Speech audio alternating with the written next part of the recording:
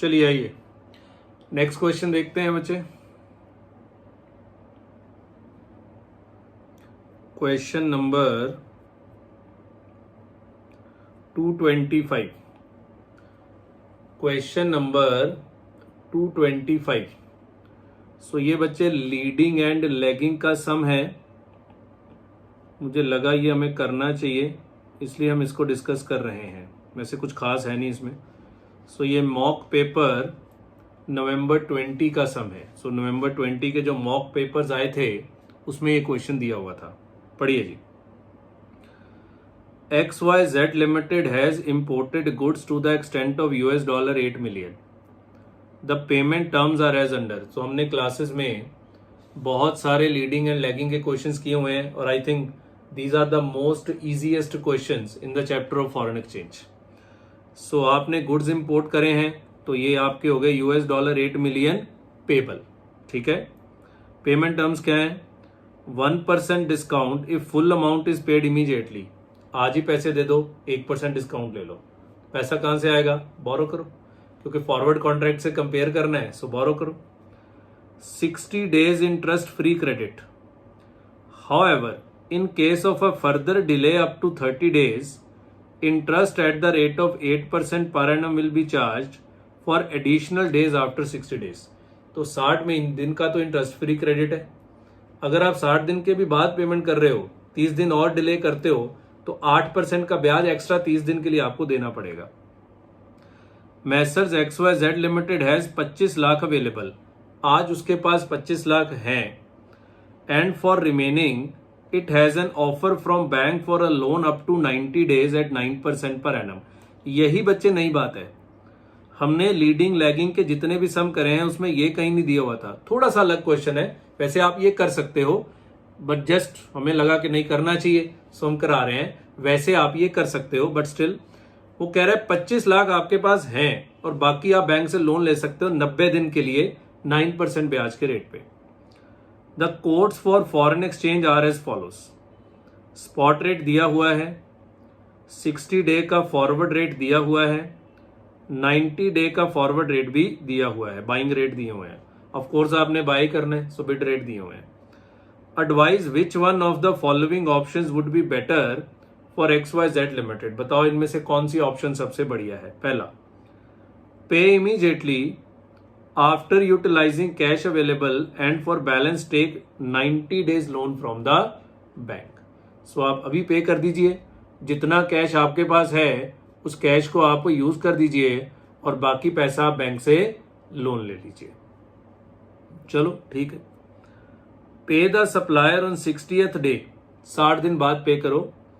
Avail bank loan after utilising cash for 30 days। ये बस after utilising cash वाला ही एक नया पॉइंट है जिसके कारण हम इसको डिस्कस कर रहे हैं। और तीसरा, avail supplier offer of 90 day credit and utilise the cash balance available. कह रहा सप्लायर से 90 दिन का क्रेडिट का ले लो और utilise the cash balance available. Further presume that cash available with XYZ Limited will fetch a return of 4% per annum in India till it is utilized। अगर आप उस कैश को आज यूज नहीं करते तो आप 4% ब्याज कमा सकते हैं। Assume the year has 360 days, ignore taxation, compute your working up to 4 decimals and cash inflow in rupees in crores। तो rupees in crores में आंसर करिएगा, मिलियंस में ना करिएगा। ये बहुत अच्छी बात है।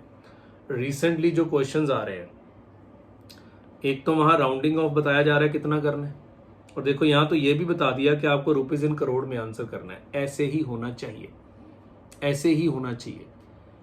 मैं मिलियंस में कर दूं, कोई करोड़ में कर दे, कोई टोटल में कर दे, तो चेकर को दिक्कत आती है।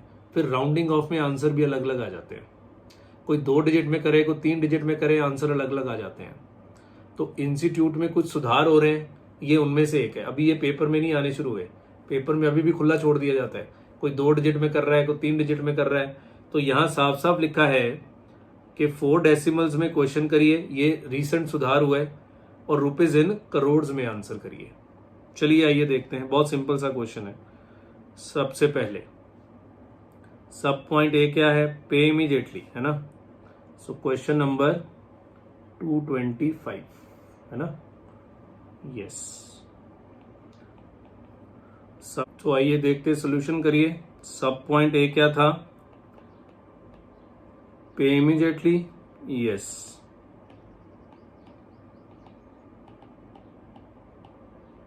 सो देखिए जरा बच्चे, आपका अमाउंट पेबल कितना है?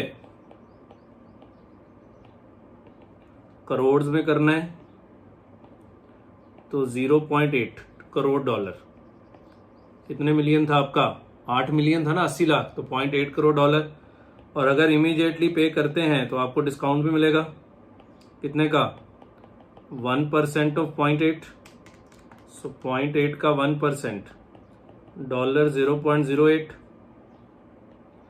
तो नेट अमाउंट पेबल कितना?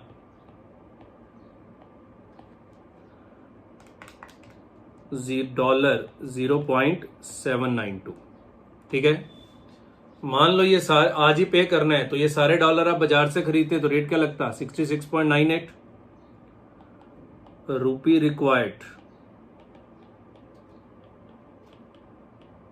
To bye dollar 0.792। तो स्पॉट रेट कितना है? 66.98। तो 4 डिजिट में करना है। 53.0482 रुपी करोड़, इतने करोड़ लगते।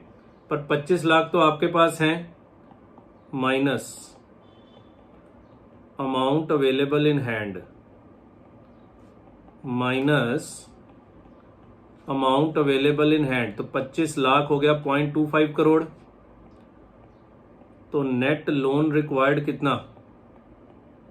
बाकी आज आपको लोन लेना पड़ेगा 60 दिन के लिए। सो 53.0482 माइनस 0.25, तो 52.7982 करोड़ का आपको लोन लेना पड़ेगा, क्योंकि आपको तो उसी अमाउंट से कंपेयर करना है जो आप लोन ले रहे हैं। प्लस इसके ऊपर आपको ब्याज देना पड़ेगा 9% के रेट पे,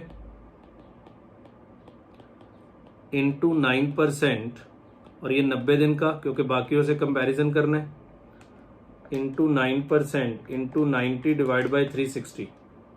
सो 1.1880 करोड़। सो टोटल आउटफ्लो कितना आता है? टोटल आउटफ्लो कितना आता है? 52.7982 1.1880, तो 53.9862 करोड़ आपको देना पड़ेगा। ये वो है जो आप बाहर से लोन लेके चुकाएंगे। अपना पैसा तो यूज हमने कर लिया। सर सवाल में लिखा था कि अपने पैसे पे 4% ब्याज मिलेगा, तो जब हमने आज ही यूज कर लिया तो उसको इन्वेस्ट थोड़ी ना कर पाएंगे, इसलिए अब उस पर कोई ब्याज नहीं मिलेगा। और मैं अपने पैसे को लेके तो कंपैरिजन कर ही नहीं रहा, मैं तो कंपैरिजन कर रहा हूं कि आपको लोन का पैसा कितना वापस चुकाना पड़ेगा। अपना तो 25 लाख तीनों ऑप्शंस में है, और अगर आज ही आपने 25 लाख यूज कर लिया तो अब आप उसको इन्वेस्ट नहीं कर सकते, क्योंकि हम जो आंसर कर रहे हैं वो टोटल आउटफ्लो पे नहीं कर रहे। टोटल आउटफ्लो में तो 25 लाख भी आना चाहिए, हम एक्सटर्नल आउटफ्लो पे आंसर कर रहे हैं। तो जो 25 लाख आज आपने यूज कर लिया उस पर आज ब्याज आपको नहीं मिलेगा। तो ये था आपका फर्स्ट पार्ट। तो ये अच्छा हो जाता क्योंकि इसमें कैश इन हैंड दिया हुआ था। बाकी जितने क्वेश्चंस क्लास में किए थे उसमें कैश इन हैंड नहीं दिया हुआ था, इसलिए इसकी चर्चा कर रहे हैं। बी पार्ट क्या है? पे द सप्लायर ऑन 60 डेज, कि आज पेमेंट ना करो, 60 दिन बाद पेमेंट करो, तो 30 दिन के लिए लोन ले लीजिए। 90 दिन के साथ कंपेयर करना है तो 30 दिन के लिए लोन ले लीजिए। ठीक है जी। तो पे द सप्लायर ऑन 60 डेज, तो आपको कोई लोन फिर डिस्काउंट भी नहीं मिलेगा। तो अमाउंट पेबल कितना? करोड़ में, डॉलर 0.8, और फिर फॉरवर्ड रेट लगेगा, क्योंकि उस दिन जाके आप इतने डॉलर खरीदेंगे तो फॉरवर्ड रेट कितना है? $1 is equal to rupees 60 days का 67.16।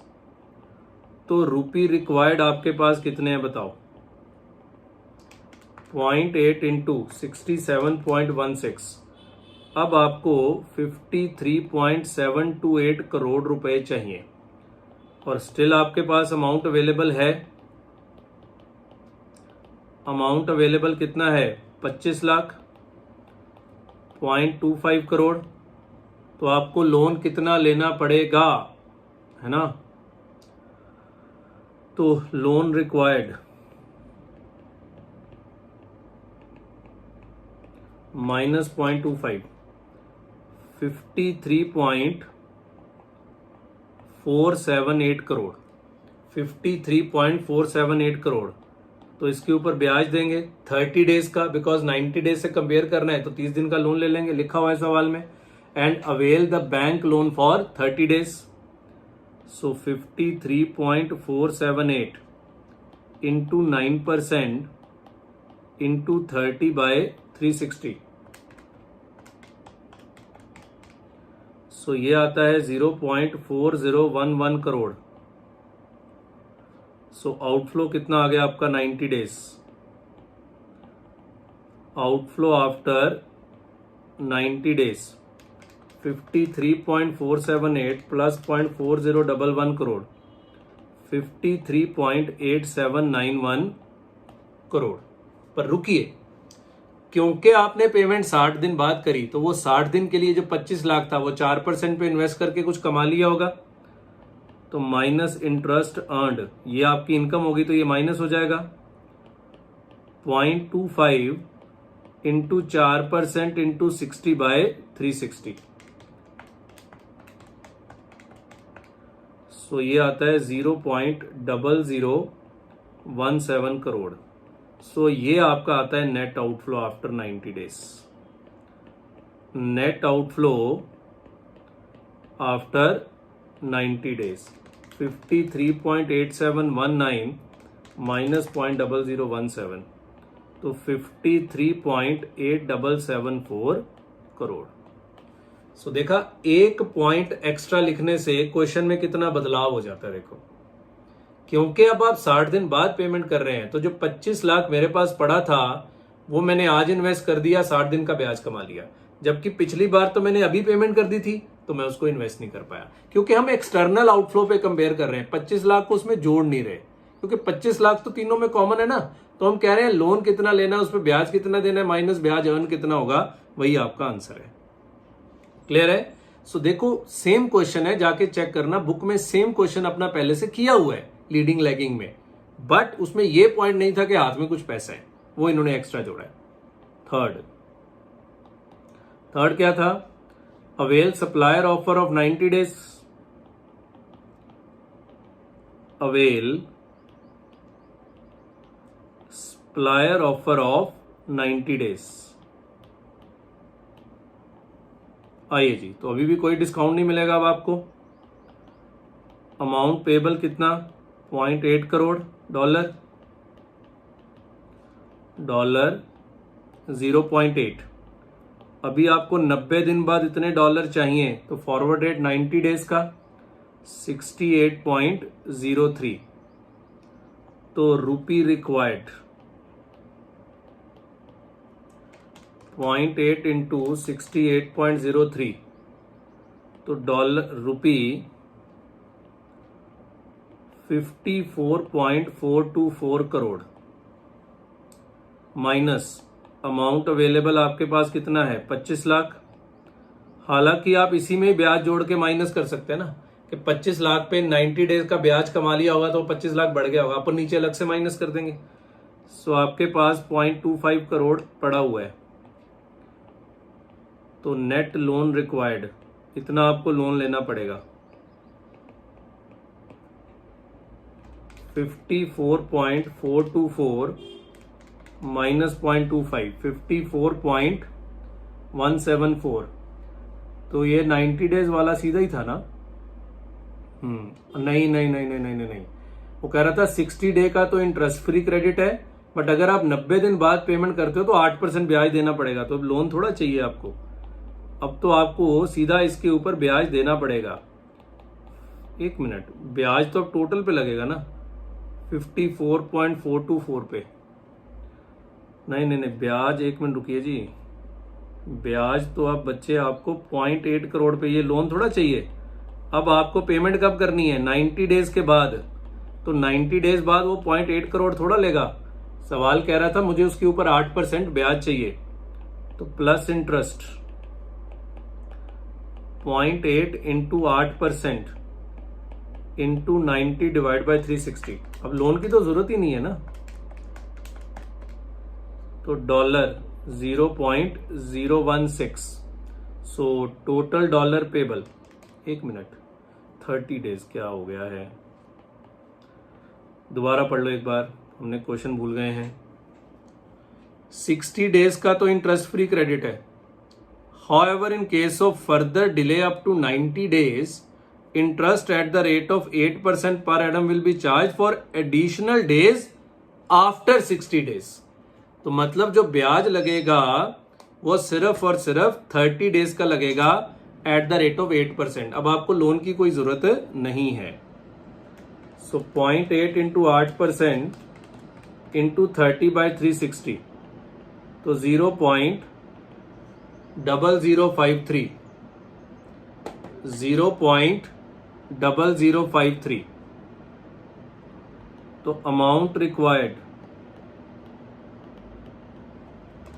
0.8 प्लस 0.0053, तो $0.8053, ठीक है ना।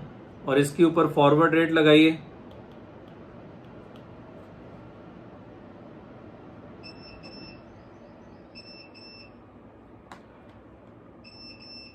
Forward rate 68.03। तो बताइए रुपी रिक्वायर्ड कितने हैं, तो आपको चाहिए 54.7846 करोड़ रुपीस, ठीक है ना। माइनस कैश अवेलेबल आपके पास कितना है, क्योंकि अब लोन क्या करना है, 90 दिन बाद तो सीधी उसको पेमेंट कर देंगे। कैश अवेलेबल कितना है हमारे पास, 0.25 करोड़, और माइनस इंटरेस्ट ऑन कैश। अब 90 दिन तक आप उसको जमा करा सकते हो। सो 0.25 इंटू 4% इंटू 90 डिवाइड बाई 360,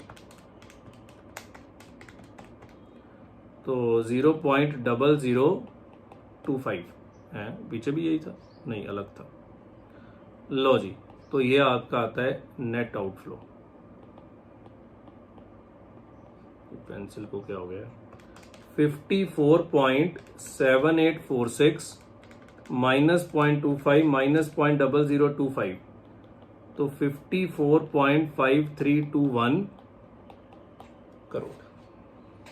तो ये अच्छा क्वेश्चन है, आ सकता है। कौन सा बढ़िया है जिसमें आउटफ्लो कम है, 53.98, 53.87, यही बढ़िया है, सेकंड वाला। Pay the supplier on 60 days. So advice, pay the supplier after 60 days after taking loan for 30 days, after taking loan for 30 days। तो ऐसे बहुत सारे क्वेश्चंस हमने ऑलरेडी क्लास में करे हुए हैं, बट उसमें ये पॉइंट नहीं था कि हमारे पास 25 लाख कैश पड़ा हुआ है, इसलिए ये क्वेश्चन मुझे अच्छा लगा। अब देखो फिर से वही काम हुआ कि सिमिलर क्वेश्चन उठाया गया। मैं आपको दिखाऊं सिमिलर क्वेश्चन, ये देखो जरा, ताकि आपको लगे कि ये लोग कर क्या रहे हैं। सिमिलर क्वेश्चन उठा रहे हैं, उसमें छोटा सा कोई ना कोई चेंज कर देंगे और आपको ये लोग तंग करेंगे। ये देखो यही है, 90 डेज है, ओवरसीज सप्लायर ने 60 डेज का इंटरेस्ट फ्री क्रेडिट दिया, क्वेश्चन नंबर 100, और एडिशनल 30 डेज के लिए ब्याज चार्ज करेगा 8%। बिल्कुल सेम क्वेश्चन है, बिल्कुल सेम क्वेश्चन है, बस एक ही पॉइंट एक्स्ट्रा कि अब वो कह रहा है कि मेरे पास अपना भी कैश है और उसके ऊपर मैं 4% ब्याज भी कमा सकता हूं। सो पहली ऑप्शन में अगर आप आज ही पेमेंट कर दोगे तो आप उसको इन्वेस्ट नहीं कर सकते, ब्याज नहीं कमा सकते। दूसरी ऑप्शन में आप 60 दिन बाद पेमेंट करोगे तो 60 दिन के लिए आप इन्वेस्ट कर सकते हैं, ब्याज कमा सकते हैं। तीसरी ऑप्शन में आप 90 दिन बाद पेमेंट करोगे तो 90 दिन का ब्याज आप कमा सकते हैं। क्लियर है? चलिए लिखिए इसको जल्दी। सो ये बढ़िया क्वेश्चंस हैं बच्चे, बहुत ही बढ़िया क्वेश्चंस हैं। ये तंग करेंगे आपको पेपर में अगर ढंग से ना किए तो।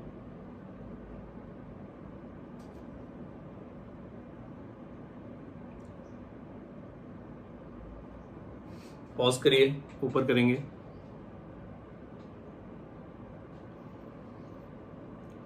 पॉज करिए, पॉज करिए। चलिए जी, सो आराम से बच्चे इसको पॉज करके लिख लीजिएगा। क्लियर है? तो जो एडिशनल क्वेश्चंस हमने दिए थे वो तो बच्चे सारे हो गए हमारे। जितने भी एडिशनल क्वेश्चंस दिए थे वो सारे हो गए हैं, कोई भी नहीं बचा है। सिर्फ एक दे रहा हूं जो आपने खुद करना है, वो अर्ली डिलीवरी का है, और अर्ली डिलीवरी हम ऑलरेडी क्लास में करा चुके हैं। तो ये क्वेश्चन नंबर 216 ये आप होमवर्क में खुद से करेंगे, करना है करो, नहीं करना ना करो। जो क्वेश्चंस क्लास में कराए हुए हैं, 3 सवाल मैंने अर्ली डिलीवरी के कराए हुए हैं, ये बिल्कुल सेम है। ठीक है? सो ये मैं छोड़ रहा हूं, ये आप खुद करेंगे। इसके ऊपर लिखना है तो लिख लो कि ये अर्ली डिलीवरी का सम है। So early delivery recent times में लगातार 2, 3, 4 बार आ गया है। नवंबर 18 में पूछा, मई 19 में पूछा, ओल्ड कोर्स में भी रिसेंटली पूछा। सो ये काफी इंपॉर्टेंट है। Cancellation, extension, early delivery, very very important. आइए जी, सो इस चैप्टर के सारे क्वेश्चंस हो चुके। इंटरनेशनल फाइनेंशियल मैनेजमेंट के सारे क्वेश्चंस कर लिए हैं हमने, कोई भी नहीं बचा है। ओके, क्लियर है? अब तो इस चैप्टर के सारे क्वेश्चंस हमने कर दिए, एक भी सवाल नहीं बचा। सिर्फ एक आपको होमवर्क दिया है, वो भी करिए, करिए, नहीं करिए ना करिए। अब हमारे पिछले चैप्टर के कुछ क्वेश्चंस पेंडिंग हैं। सो आइए अब हम उन क्वेश्चंस की चर्चा करते हैं। पहले हम करेंगे क्वेश्चन नंबर 185। बच्चे ये भी आपके आरटीपी का समय, नवंबर 18 के आरटीपी का समय, पर इसको कराने से पहले मुझे एक छोटा सा टॉपिक आपको समझाना पड़ेगा। यस, हेडिंग बनाइए। आपके स्टडी मटेरियल में जो फॉरेन एक्सचेंज रिस्क मैनेजमेंट का टॉपिक है, उसके सबसे लास्ट में ये छोटी सी थ्योरी दी हुई है। उसी थ्योरी के बेसिस पे ये क्वेश्चन बनाया गया है। हेडिंग बनाइए, स्ट्रेटजीज। ये एक अलग ही टॉपिक है, एक थ्योरेटिकल टॉपिक है जिसके ऊपर एक थ्योरेटिकल सम बनाया गया है। Strategies for exposure management, strategies for exposure management, strategies for exposure management. Exposure क्या होता है? रिस्क। सो वो कह रहा है रिस्क को मैनेज करने के कौन कौन से स्ट्रेटजीज हो सकते हैं। रिस्क को मैनेज करने के कौन कौन से स्ट्रेटजीज हो सकते हैं। लिखना नहीं है, मैं अपने आप लिखवा दूंगा। इंस्टीट्यूट कहता है 4 तरह के स्ट्रेटजीज हो सकते हैं। एक्सपोजर मैनेजमेंट के 4 तरह के स्ट्रेटजीज हो सकते हैं। पहला है लो रिस्क लो रिवॉर्ड। लिखना नहीं है, मैं बाद में इसको अपने आप लिखवा दूंगा। Low risk low reward. दूसरा है लो रिस्क हाई रिवॉर्ड। तीसरा है हाई रिस्क लो रिवॉर्ड। और चौथा है हाई रिस्क हाई रिवॉर्ड। तो एक्सपोजर मैनेजमेंट के टोटल 4 स्ट्रेटजीज आपके स्टडी मटेरियल में दिए गए हैं। 4 ही होते हैं ना, 5वां कोई होता ही नहीं है। नो व्हाट इज दिस, ध्यान से सुनना। सबसे पहले बात करते हैं लो रिस्क लो रिवॉर्ड। किस स्ट्रेटजी को लो रिस्क लो रिवॉर्ड बोलेंगे?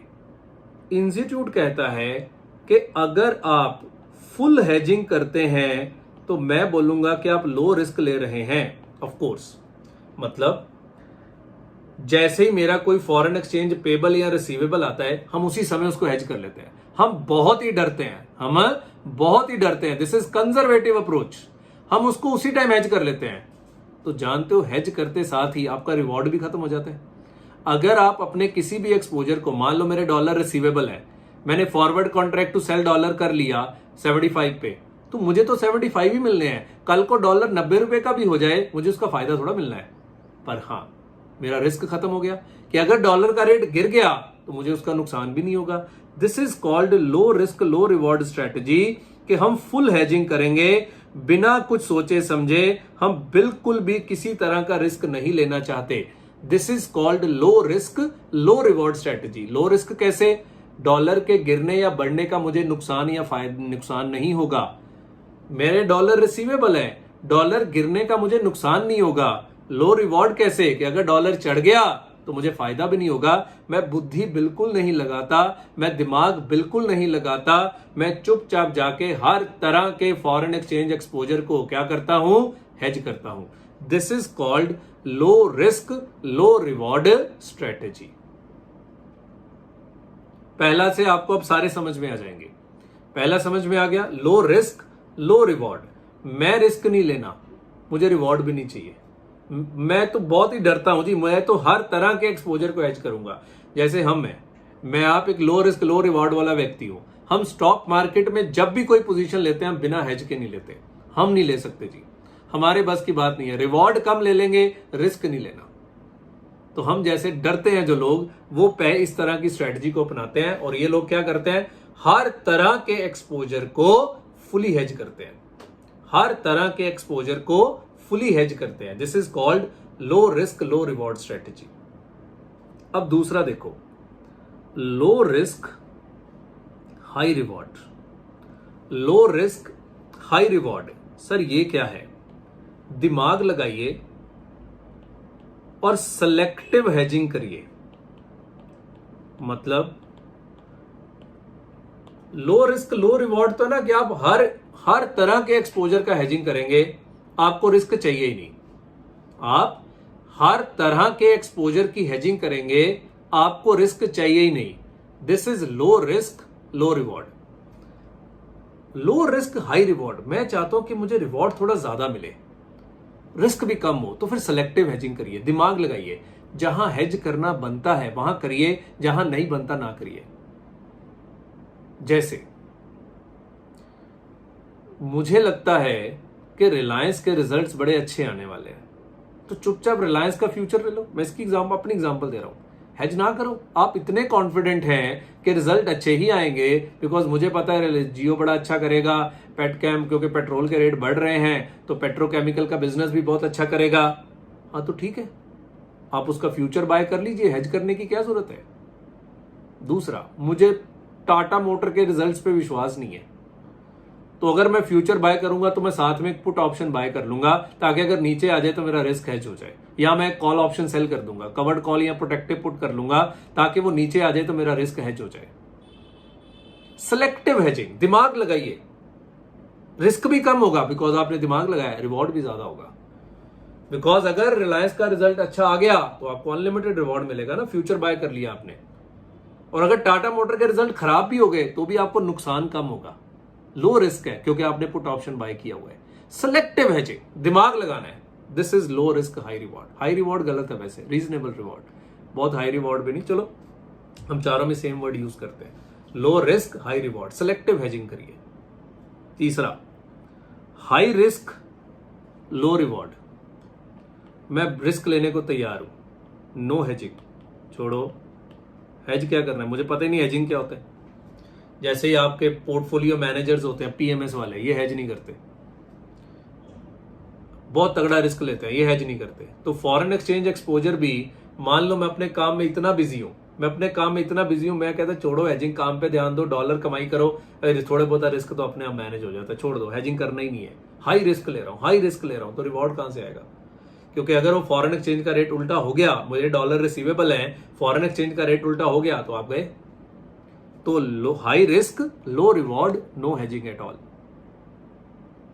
समझ गए। और चौथा, हाई रिस्क हाई रिवॉर्ड, कि मैंने जो भी मेरा रिस्क मैनेजमेंट का डिपार्टमेंट है उसको बोला गया, भाई साहब मुझे फॉरवर्ड कॉन्ट्रैक्ट से प्रॉफिट कमा के दो। हेजिंग प्रॉफिट के लिए नहीं होती, हेजिंग प्रॉफिट के लिए नहीं होती, हेजिंग लॉस बचाने के लिए होती है। पर मैंने अपने रिस्क मैनेजमेंट डिपार्टमेंट को एक प्रॉफिट सेंटर बना दिया और मैंने उनको बोला मुझे प्रॉफिट कमा के दो हेजिंग से। मतलब मेन इंस्ट्रूमेंट से तो फायदा हो ही हो, हेजिंग से भी फायदा हो। जैसे मैं आपको अपना एग्जांपल देता हूं, जब हमारा लॉन्ग पोर्टफोलियो होता है, मतलब पोर्टफोलियो लॉन्ग ही होता है, पोर्टफोलियो शॉर्ट तो होता नहीं, लॉन्ग पोर्टफोलियो है हमारा, मान लो, है ना। अब मुझे लगता है बाजार गिरेगा तो मैं उसके अगेंस्ट फ्यूचर शॉर्ट कर देता हूं, Nifty future, hedging through index future आपको पढ़ाया हुआ है, उसके अगेंस्ट फ्यूचर शॉर्ट कर दिया। ये तो हो गया लो रिस्क लो रिवॉर्ड, या हाई रिस्क लो, या लो रिस्क हाई रिवॉर्ड के सिलेक्टिव हेजिंग है। लो रिस्क हाई रिवॉर्ड के आपने जहां लगा वहां फ्यूचर शॉर्ट किया, हर समय नहीं किया। मुझे लगा बाजार गिर जाएगा, पोर्टफोलियो गिर जाएगा, फ्यूचर शॉर्ट कर दिया, तो ये सेकंड हो गया लो रिस्क हाई रिवॉर्ड वाला स्ट्रेटेजी। बट मैं उस फ्यूचर को भी हेज कर लेता हूं पुट ऑप्शन सेल करके, अगर आप मेरी बातों को समझ रहे हैं, बिकॉज डेरिवेटिव हमने किया हुआ है, आप समझ सकते हैं। मैं शॉर्ट फ्यूचर किया, साथ में पुट ऑप्शन सेल कर दिया, ताकि वो हेजिंग की पोजीशन से भी मुझे थोड़ा बहुत मुनाफा हो जाए। This is called high risk high reward, कि मैं अब रिस्क भी तो ले लिया ना, कि हेज को फर्दर हेज कर दिया, हेज को फर्दर हेज कर दिया। मेरा टारगेट है कि चल हेज से भी थोड़ा बहुत मुनाफा आ जाए, पर रिस्क बढ़ गया, बिकॉज अगर बाजार गिर भी गया फ्यूचर से फायदा होना नहीं, बिकॉज पुट ऑप्शन बेची हुई है, उससे नुकसान हो जाएगा और पोर्टफोलियो से अलग नुकसान हो जाएगा, हाई रिस्क है। पर अगर बाजार घूम गया तो पोर्टफोलियो बढ़ जाएगा, फ्यूचर से नुकसान होगा, आपस में सेट ऑफ हो गया, पुट ऑप्शन जो बेची है वहां से फायदा हो जाएगा। मैंने बहुत जल्दी बोला है, अगर आप मेरी बातों को समझ रहे हैं। This is called risk management department को हमने प्रॉफिट सेंटर की तरह यूज किया, कि risk management department hedging instrument से मुझे पैसे कमा के दे। मैं बोल रहा हूं मुझे हेजिंग नहीं चाहिए, मुझे प्रॉफिट कमा के दो हेज से। This is called high risk high reward, because अब हेज को फर्दर हेज करी जा रहे हैं। पोर्टफोलियो लॉन्ग, हेज करने के लिए फ्यूचर शॉर्ट, सेकंड लो risk high reward selective hedging, future short के साथ पुट भी शॉर्ट, लॉन्ग पोजीशन। तो अगर बाजार गिर गया तो काहे की हेजिंग, क्योंकि जितना फ्यूचर से बेनिफिट होना है पुट से नुकसान हो जाना है, तो पोर्टफोलियो से जो नुकसान होना है अलग, हाई रिस्क हाई रिवॉर्ड। कैसे, अगर बाजार घूम गया पोर्टफोलियो से फायदा, फ्यूचर से नुकसान, पुट सेल से फायदा, रिवॉर्ड भी मिलेगा। सो दिस इज कॉल्ड कि जहां हम रिस्क मैनेजमेंट डिपार्टमेंट को बोलते हैं हमें प्रॉफिट कमा के दीजिए, ये खतरनाक काम है। रिस्क मैनेजमेंट में प्रॉफिट एलिमेंट नहीं होना चाहिए। रिस्क मैनेजमेंट डिपार्टमेंट का काम होता है कि आपको लॉस ना हो, आपको प्रॉफिट कमा के देना उनका काम नहीं होता। पर जो ऐसा करते हैं तभी तो हम बोलते हैं वो हाई रिस्क हाई रिवॉर्ड वाले में बैठे हैं। सो ये होते हैं जी 4 तरह के स्ट्रेटजीज फॉर एक्सपोजर मैनेजमेंट। अब एक मैनेजमेंट किस तरह की स्ट्रेटजी लेना चाहता है, ये उस मैनेजमेंट की अपनी इच्छा है कि वो किस तरह की स्ट्रेटजी अडॉप्ट करना चाहता है। ठीक है, सो इसी के ऊपर इन्होंने थ्योरेटिकल सम बनाया हुआ है। सो इसकी हम चर्चा कर लेते हैं, पर पहले हम इसको एक एक लाइन में लिख लेते हैं। लिखिए, अगर आप इसको शॉर्ट में लिखना चाहते हैं तो पहले लिख लीजिए, पॉज करके इसको एज इट इज शॉर्ट में लिख लीजिए, तो आपको यही पढ़ के समझ आ जाएगा। कहाँ अंग्रेजी में पढ़ते रहोगे, मैं तो अंग्रेजी भी लिखवाऊंगा, पर पॉज करके प्लीज इसको आराम से लिख लीजिए। ओके, चलिए जी अब लिखते हैं। There are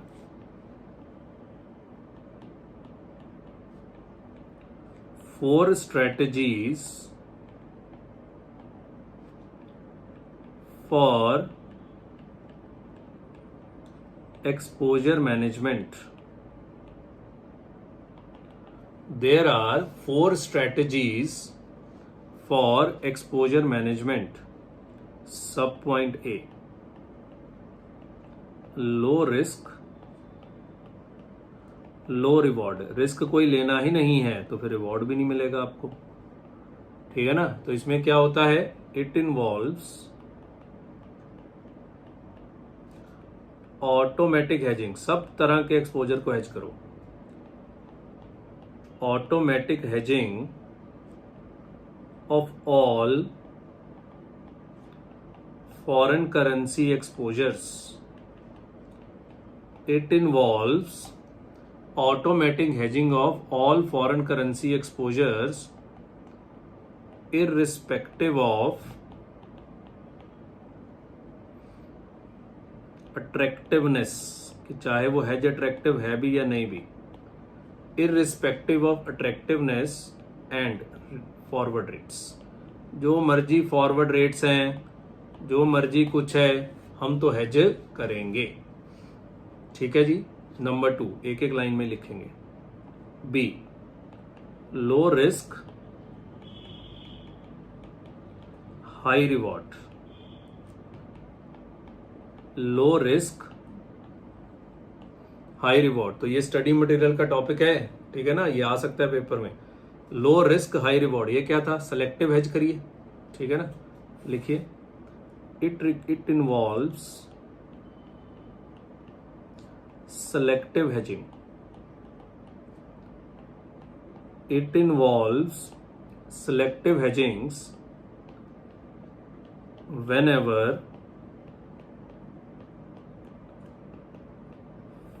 forward rates are attractive. It involves selective hedging whenever forward rates are attractive, but keeping exposures open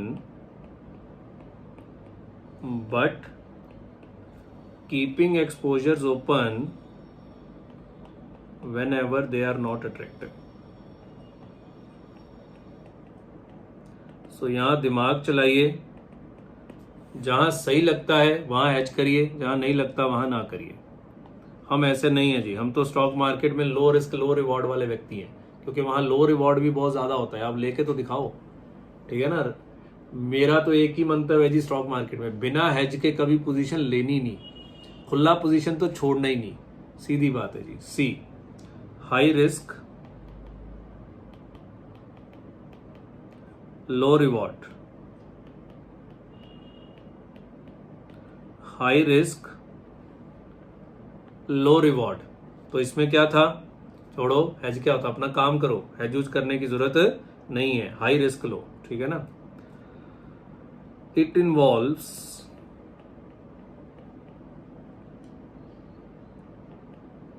to leave, या it requires to leave all the exposures unhedged. It requires to leave all the exposures unhedged. It requires to leave all the exposures unhedged. D, high risk high reward, high risk high reward. तो इसमें क्या था, actively trade करिए, ठीक है ना, और risk management department को प्रॉफिट सेंटर मानिए। लिखो, it involves active trading in currency market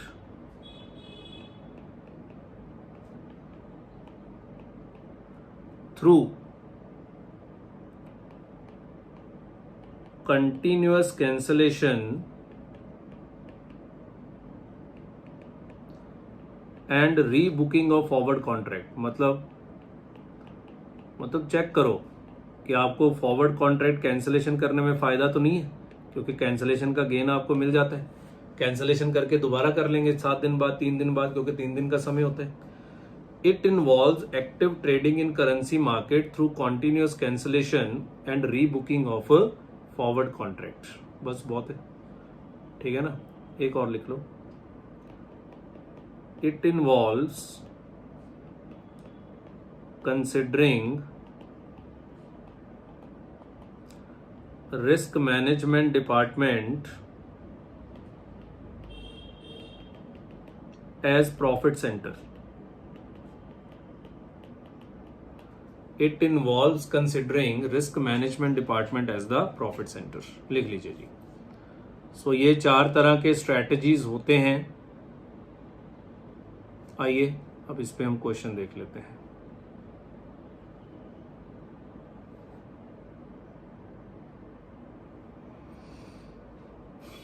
institute ना इसका एक मैट्रिक्स भी बनाता है, तो वो मैट्रिक्स भी बना लीजिए, कहीं ये ना कह दे कि मैट्रिक्स बना के दिखाओ, इनका कुछ पता नहीं है। सो मैट्रिक्स बना लो नीचे, 2x2 का मैट्रिक्स बन जाएगा।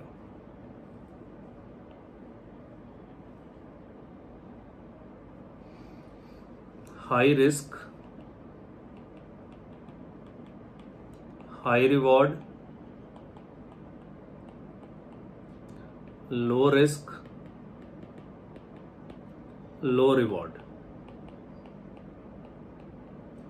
अब बताओ अपनी पहली स्ट्रेटजी कौन सी है, लो रिस्क लो रिवॉर्ड, है ना।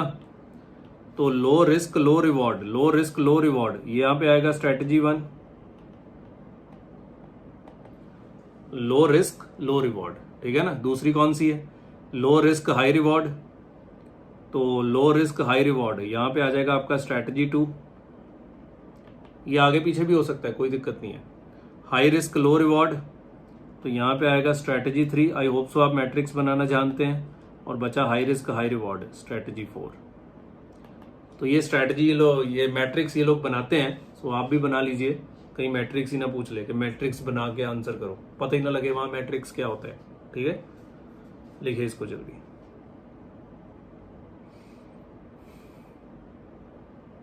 ओके जी, सो आराम से इसको पॉज करके लिखिएगा। आइए अब सवाल पे चलते हैं। सो इकलौता क्वेश्चन इसके ऊपर 185 आरटीपी नवंबर 18 का सम। आइए जी पढ़िए। Place the following strategies by different persons in exposure management strategy matrix. वही हुआ, देख लो, उसने मैट्रिक्स ही पूछ लिया। एक्सपोजर मैनेजमेंट स्ट्रेटजीज मैट्रिक्स बना के दिखाइए। Place the following strategies by different persons in the exposure management strategies matrix. So आप ये हाई रिस्क लो रिस्क किसी भी साइड रख सकते हैं, ऐसा कोई पक्का नहीं है कि आपको हाई रिस्क ऊपर ही रखना है, लो रिवॉर्ड इधर ही रखना है। अब मैंने तो ये बनाया, मैं तो ऐसे ही बना दूंगा, पर आप इसको कैसे भी बना सकते हैं। ठीक है, आइए जी पढ़िए। तो आपको बताना है चारों में से कौन सी स्ट्रेटजी है। Strategy 1, Kuljit a wholesaler of imported items imported toys from China to sell them in the domestic market to retailers. Being a sole trader, he is always so much involved in the promotion of his trade in the domestic market and negotiation with foreign supplier that he never pays any attention to hedge his payable in the foreign currency and leave his position unhedged. वो hedge करता ही नहीं है। क्या है ये? High risk low reward, high risk low reward. मैं नहीं पूछूंगा स्ट्रैटेजी नंबर 1 2 के 3, हमें उससे कोई फर्क नहीं पड़ता, हम अपना मैट्रिक्स बनाएंगे लास्ट में। हाई रिस्क लो रिवॉर्ड, समझ गए? वो हेज करता ही नहीं है, तो करता नहीं तो हाई रिस्क ले रहा है, रिवॉर्ड कोई मिलेगा नहीं। Strategy 2, Moni is in the business of exporting and exporting brasswares to USA and European countries. In order to capture the market, he involves the customers in their home currency. He invoices the customers in their home currency. मतलब उसको foreign currency risk है, उनकी currency में billing कर रहा है। लवी enter Moni लवी, ठीक है कोई बात नहीं, enters into forward contract to sell the foreign exchange only if he expects some profit out of it. Otherwise, he leaves his position open. क्या है ये? क्या है ये? Selective hedging. तो सेलेक्टिव हेजिंग में क्या होता है? लो risk high reward, low risk high reward. Selective hedging है ना, दोबारा पढ़ो। He enters into forward contract to sell foreign exchange only if he expects some profit out of it, otherwise he leaves his position open. Low risk high reward, selective hedging लिख सकते हो, selective hedging। पहले वाला कौन सा था? No hedging। Answer लिखवाऊंगा अभी इसका। Third, strategy 3, TSC Limited is in the business of software development. The company has both receivables and payables in foreign currency. The treasury manager of TSC not only enters into forward contract to hedge the exposure, but carries out cancellation and extension on regular basis to earn profit out of it. High risk, high reward. As a result of management has started looking treasury department as a profit center. तो ये last वाला है आपका high risk high reward, high risk high reward. ठीक है। DNB Publisher Limited, in addition to publishing books, are also in the business of importing and exporting of books. As a matter of policy, the moment company invoices the customer or receives invoice from the supplier, immediately covers its position in the forward or future market, hence never leave the exposure open for a single day. तो ये last है कौन सा? Low risk low reward strategy. बस इतना सा answer है, पर बात वही है, जिसको नहीं आता वो ये नहीं कर पाएगा, इस बात को समझ लो। ठीक है, सो आंसर इतना सही है, ये low risk low reward strategy है। सो आइए हम इसका आंसर फ्रेम करके नीचे स्ट्रेटजी मैट्रिक्स भी बना देंगे। So question number 185, strategy 1। सो ये बच्चे अलग टॉपिक था, अगर नहीं किया होगा और ये आ गया तो क्या, ठीक है ना। दिस इज, पहला कौन सा था, मैं दोबारा दिमाग नहीं लगाऊंगा, पीछे से देखूंगा। High risk low reward strategy, this is high risk low reward strategy since all exposures remain uncovered, since all exposure remains unhedged। बस इतना सही लिखना है। Strategy 2,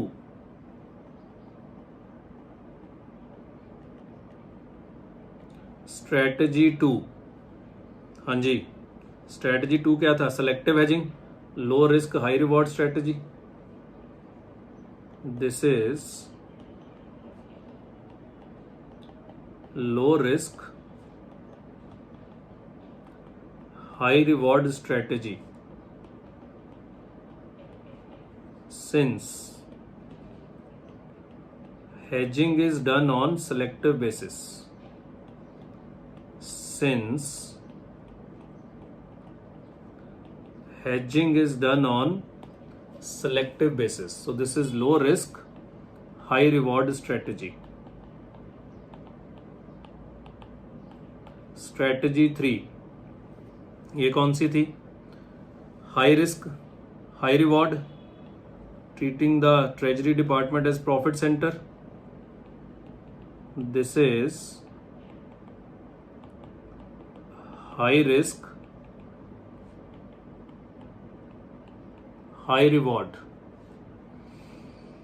since Treasury department is considered as profit center, since Treasury department is considered as profit center। बाकी आप एक दो line question से और छाप के लिखना चाहे तो लिख सकते हैं। Strategy 4, this is low risk low reward strategy.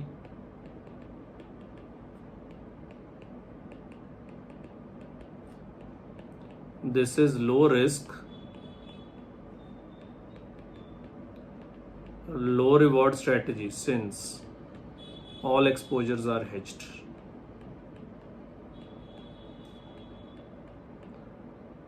लो जी, सो ये एक छोटा सा टॉपिक था, थ्योरेटिकल बात थी, पर बात वही है, अगर ना किया होगा तो ये कल्याण कर देगा आपका। ठीक है ना, लिखो इसको जल्दी।